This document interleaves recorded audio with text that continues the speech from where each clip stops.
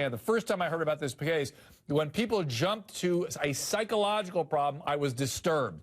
The first thing you jump to always before you assume there's a psychiatric or a psychological explanation is medical. You rule out the medical. They've still not really done that. They may never be able to really, because this guy maybe didn't go for the full evaluations. It'll be interesting to see if anybody's thinking that way, but it is not psychological. It is at least psychiatric. Is that sensible to you, Vanessa?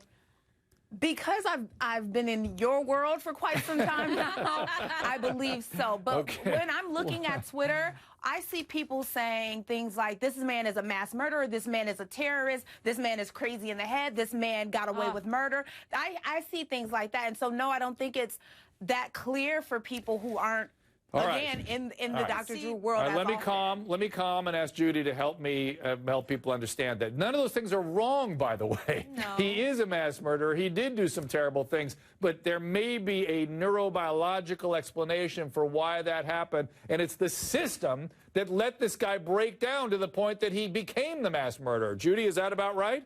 I totally agree with you, Dr. Drew, and I think you're right here that the system has really failed everybody in this situation. I really hope that they can utilize this as a lesson, a horrible lesson, but to able to revamp their system in a way where, one, people can actually talk about it if there are medical and psychiatric illnesses, and two, that there's some kind of upkeep for these individuals, that they don't feel like they're going to lose their job in their entire lives just because they disclose that they might be going through a difficult time. That's part of the problem. And I think there's some other stuff to learn here, which is that if they disclose symptoms that suggest they should lose their job, it's because they should, because it protects them and the public. And if they don't need to lose their job, they should be well within their rights to get treatment like most people. And the vast majority of these conditions are going to be quite treatable, and we can return these guys to work.